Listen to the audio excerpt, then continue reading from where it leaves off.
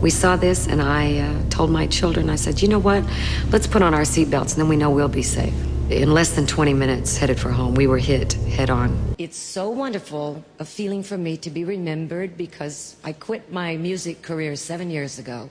For decades, Barbara Mandrell captivated millions with her extraordinary talent, dazzling performances, and remarkable rise to country music stardom. Yet after stepping away from the spotlight, she left fans wondering what became of the woman who once seemed to have it all. Today, the answer is far more surprising than many expected. Her life has taken a quiet but fascinating turn, revealing a story few ever imagined. So, how does the legendary icon live now? And what has she chosen over fame? The truth may completely change the way you remember her. The real reason she left. For millions of country music fans, Barbara Mandrell's sudden disappearance from the spotlight has remained one of the biggest unanswered questions in entertainment. How could someone who seemed to have everything simply walk away? At the very peak of her career, Barbara was not just another successful singer. She was one of the most celebrated performers in America. She dominated the country music world with chart-topping songs, packed concert arenas,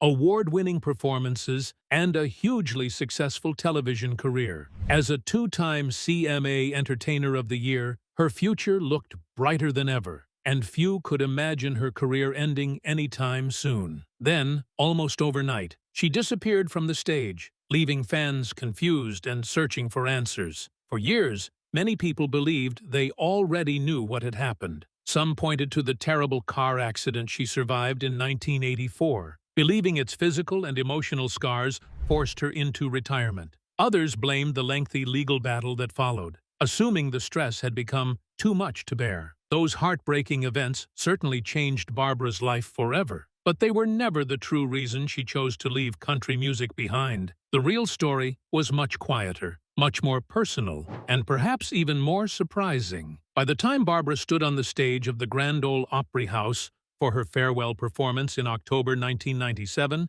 she had already accomplished nearly every dream she had ever set for herself. She was still receiving invitations to perform, her concerts continued to attract devoted audiences, and her popularity had not disappeared. Success was still knocking on her door. Yet Barbara made a decision that very few entertainers have ever dared to make. Instead of holding on until the crowds faded or the opportunities disappeared, she chose to leave while she was still loved and respected. What she wanted most could not be bought with awards, fame, or standing ovations. She wanted something much more valuable, time with the people she loved, especially her teenage son, during the years when he needed his mother most. This wasn't the first time Barbara had chosen family and personal well-being over celebrity. Earlier in her career, she had voluntarily ended her hit television show after its demanding schedule began affecting her voice, her health, and her quality of life. Even then, she proved she was willing to sacrifice enormous success if it meant protecting the things that mattered most. Barbara Mandrell made her retirement final and intentional. Rather than leaving the door open for a future comeback, she sold her musical instruments,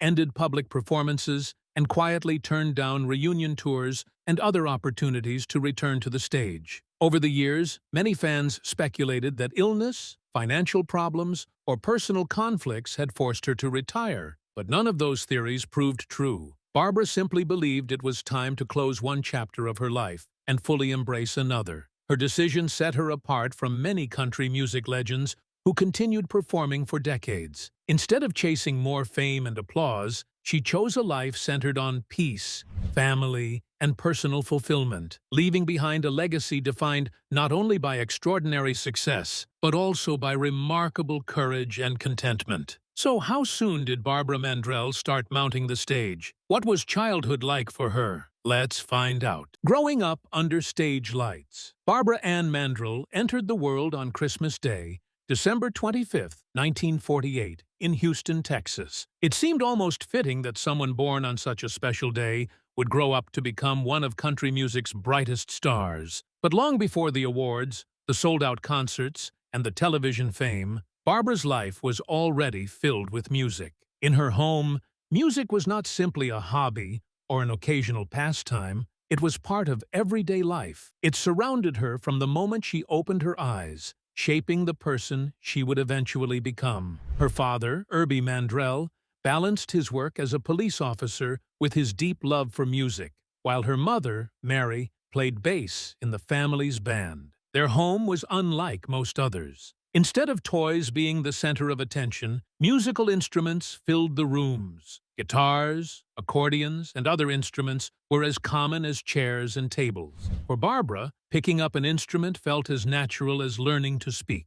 Her remarkable talent became clear almost immediately. Before she could comfortably read books, she was already reading sheet music with surprising ease. She began learning the accordion as a very young child, but she didn't stop there. Soon she mastered the steel guitar, then the saxophone, the banjo, and several other instruments. While most children spent their days learning games and nursery rhymes, Barbara spent hers learning melodies, chords, and musical techniques. She seemed to collect instruments effortlessly, always eager to master the next challenge. By the age of 11, her extraordinary skills were already earning her money as a professional musician. One life-changing moment came in 1960, when the 11-year-old performed the steel guitar at a music trade show in Chicago. Among those watching was legendary guitarist Joe Maphis, who immediately realized he was witnessing an exceptional talent. Deeply impressed, he invited Barbara to perform alongside him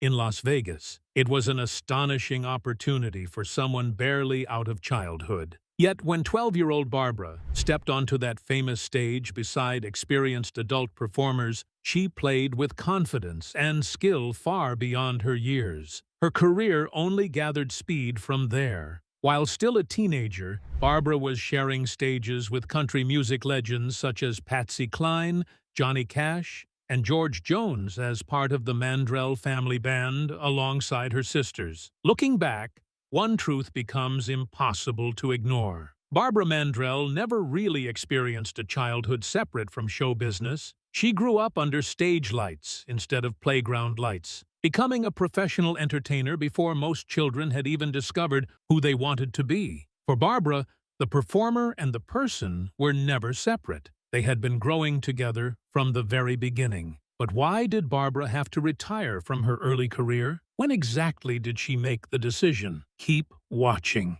The retirement that changed everything. Then, just as her career seemed ready to reach even greater heights, Barbara Mandrell made a decision that stunned everyone around her. At only 18 years old, she simply walked away from the music business. On May 28, 1967, she married Ken Dudney, the talented drummer who had performed with her family's band for years. Soon after their wedding, Ken began serving as a Navy pilot, and Barbara chose to leave the stage behind so she could build a life alongside him. There was no dramatic farewell tour, no emotional goodbye to fans, and no public announcement about future plans. She quietly stepped away from the spotlight as though the previous 7 years of professional performing had been only a brief chapter instead of the very heart of her young life. For many who had watched her incredible rise, the decision made little sense. Barbara was already recognized as one of the most naturally gifted musicians in country music.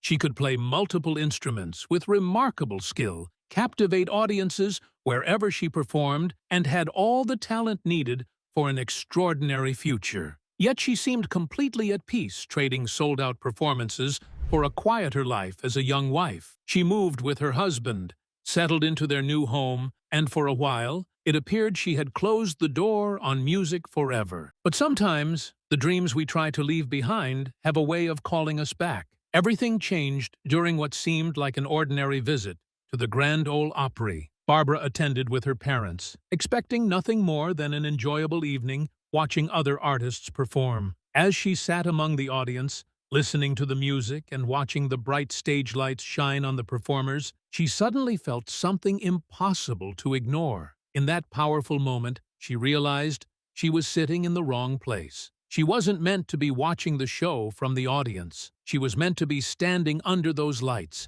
doing what she had loved since childhood. The feeling was so strong that she later admitted she immediately knew she had made a mistake by leaving music behind. When she returned home, she wasted no time. She told Ken she had made up her mind. She was going back to the stage. That decision changed the course of her life once again. In 1969, Barbara signed a recording contract with Columbia Records, marking the beginning of the remarkable career that would eventually make her one of country music's biggest stars. Few artists have ever retired once before reaching fame. Barbara Mandrell did something almost unheard of. She retired while she was still a teenager, only to return and build a legendary career that far exceeded anyone's expectations. But at what point did she feel the need to return to the stage? What brought Barbara Mandrell back to the stage? Stay with us. Years before the overnight success, Barbara Mandrell's rise to the top of country music was anything but quick or easy. Long before she became one of America's biggest stars, she spent years working harder than most people ever realized. During her time with Columbia Records, Barbara poured her heart into every song she recorded and every concert she performed. She traveled constantly, spent countless hours in recording studios, and gave audiences unforgettable live performances. Yet, despite all her effort and undeniable talent, the major breakthrough she dreamed of always seemed just out of reach. Her records often failed to make a big impact on the charts, leaving many to wonder why such an extraordinary performer had not yet received the recognition she deserved. Ironically, while the record charts overlooked her, fellow musicians knew exactly how gifted she was. Barbara could sing beautifully, master several musical instruments with ease, and command a stage in a way that few entertainers could match. Anyone fortunate enough to see her perform live walked away convinced they had witnessed someone truly special. Still, widespread fame remained frustratingly elusive, testing her patience year after year. After years of being pressured to change,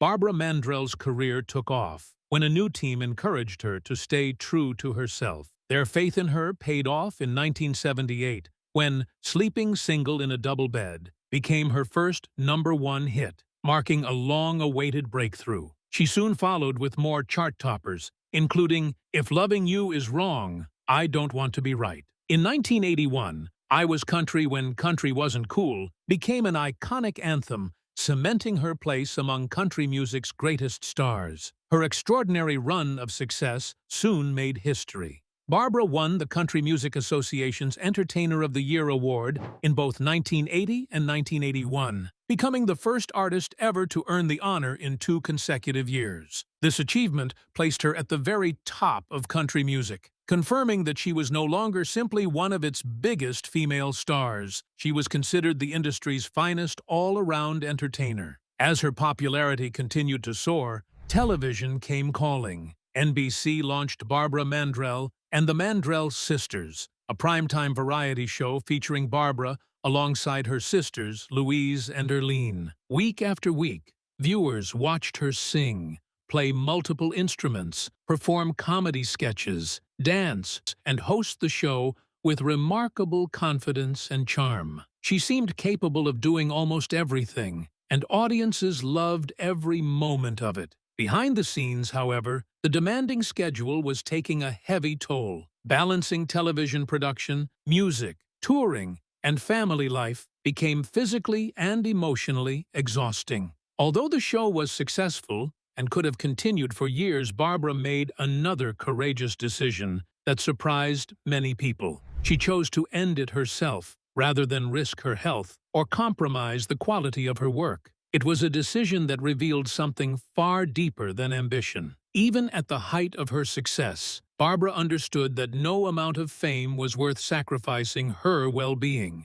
a principle that would guide some of the most important choices she would make for the rest of her life. What was that incident that affected almost everything about Barbara? How did it change her life? Stay glued. The crash that changed everything. Everything changed on September 11, 1984. A date Barbara Mandrell would never forget. What began as an ordinary day soon became one of the darkest moments of her life. Barbara was driving along Highway 31 in Hendersonville, Tennessee, just north of Nashville, with 2 of her children, Matthew and Jamie, riding beside her. It was a simple family trip, one of those everyday drives that most people complete without giving it a second thought. There was nothing to suggest that within moments, her life would be changed forever. As Barbara continued down the quiet 2-lane highway, another car approached from the opposite direction. Behind the wheel was 19-year-old Mark White. For reasons that remain heartbreaking, his vehicle suddenly crossed over the center line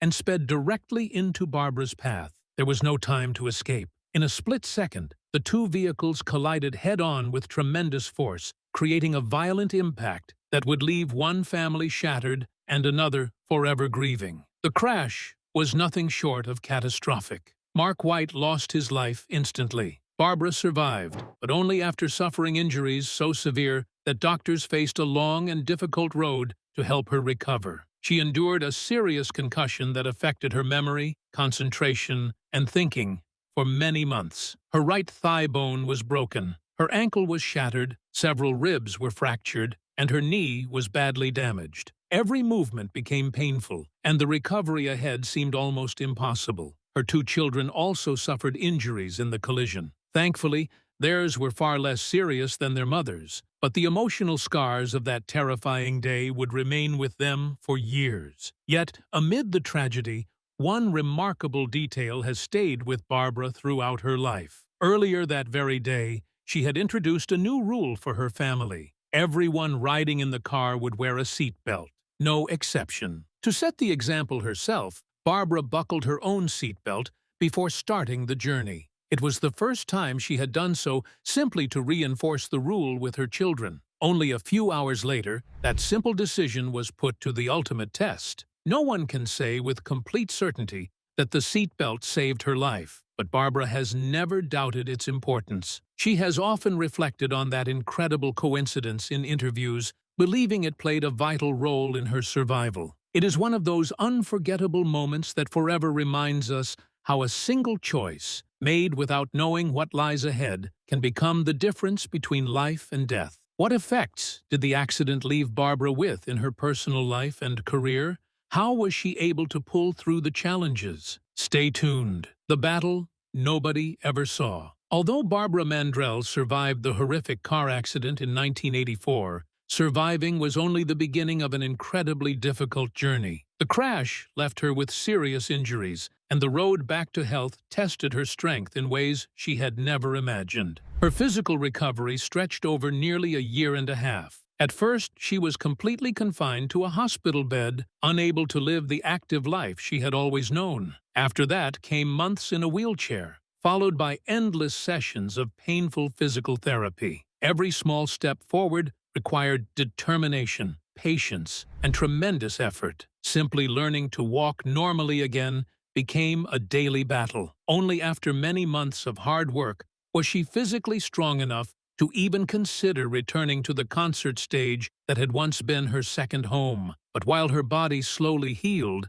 the injuries no one could see proved even harder to overcome. The emotional scars ran much deeper than the broken bones. Barbara fell into a painful depression and struggled with severe memory loss that erased parts of both her personal life and the extraordinary career she had spent decades building. Family members and close friends could see that the accident had changed something inside her. She remained the warm, gracious, and caring woman people admired, but behind her smile was a quiet, emotional struggle that very few outsiders ever understood. Rebuilding her confidence, rediscovering herself, and finding hope again became a long and exhausting journey that continued long after the physical wounds had faded. As if recovering from the accident were not difficult enough, Barbara soon found herself at the center of another heartbreaking ordeal. She filed a lawsuit against the estate of the teenage driver who had caused the collision,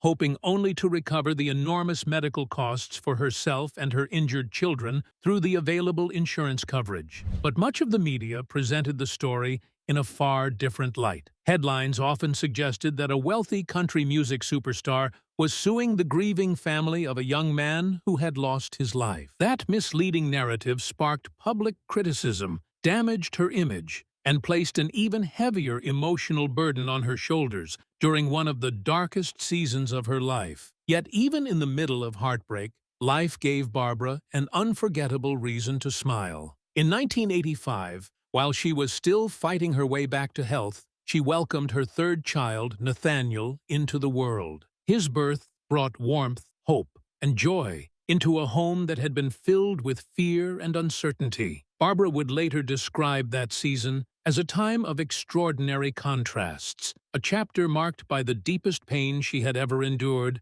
but also by one of the greatest blessings she had ever received. Those experiences forever changed her outlook on life, reminding her that even in the darkest moments, hope can still find a way to shine through. Did anyone predict Barbara's exit from the industry even before she mentioned it? What was returning back to stage like for her? Keep watching the beginning of her goodbye. Barbara Mandrell's return to the stage in 1986 was nothing short of remarkable. About 18 months after the devastating car accident that nearly changed her life forever, she was back doing what millions of fans loved to see. She climbed onto concert stages once again, recorded new music, and traveled across the country performing for audiences who greeted her with standing ovations and heartfelt admiration. To many people watching from the outside, it looked like an incredible comeback story. She could still sing with the same unmistakable voice. She could still play her instruments with extraordinary skill. She could still captivate a crowd from the moment she stepped into the spotlight.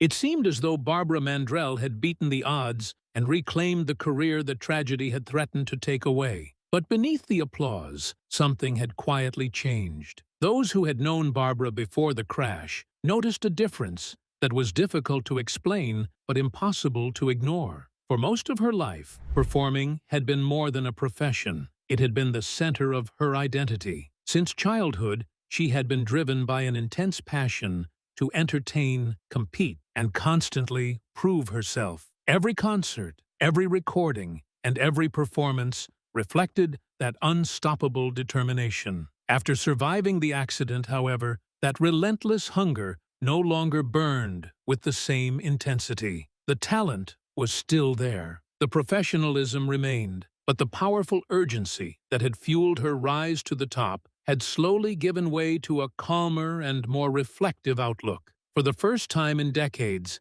music was no longer the only thing defining her life. In 1990, Barbara opened her heart to the world with her autobiography, Get to the Heart, My Story. Far more than a typical celebrity memoir, the book offered an honest and deeply emotional account of everything she had endured. She wrote openly about the horrific crash, the painful rehabilitation, the memory problems, the depression, and the long emotional struggle to rebuild not only her career, but also her confidence and sense of identity. Readers were stunned by her honesty, finally realizing just how close she had come to losing far more than her fame. Her powerful story later reached an even wider audience when it was adapted into a television movie. Throughout the 1990s, Barbara continued to honor her commitments, touring faithfully and performing for the devoted fans who had supported her through every chapter of her career. Yet those closest to her could see that something profound had changed. She was no longer performing because she felt she couldn't live without the stage. She performed because she genuinely appreciated her fans, valued her gift, and knew people still wanted to hear her sing. That subtle but life-changing shift in purpose marked the beginning of a new chapter, one that would eventually lead her to make one of the most unexpected decisions in country music history. When did Barbara Mandrell decide to take her final bow? Was it well-planned or just spontaneous? Stay with us. Walking away at the top. On October 23, 1997, Barbara Mandrell walked onto the stage of Nashville's Grand Ole Opry House for what would become the final concert of her extraordinary career. Few people in the audience realized they were witnessing the end of an era. At only 48 years old, Barbara was still one of country music's biggest stars. She wasn't battling a career-ending illness. Her fans had not abandoned her. Concert promoters still wanted to book her. Record companies remained eager to work with her, and audiences continued filling seats wherever she performed. From the outside, there seemed to be no reason to stop. Yet Barbara had already made up her mind. She believed she had accomplished everything she had dreamed of in music, and she chose to leave while she was still standing at the very top. Barbara Mandrell's retirement shocked fans because she left country music while she was still at the height of her success. Unlike many entertainers who struggle to stay in the spotlight, Barbara chose to walk away on her own terms, wanting to be remembered for her achievements rather than chasing past glory. Her decision reflected a lifelong pattern of putting personal happiness above fame. Years earlier, she had also ended her highly successful NBC variety show despite its popularity. After retiring,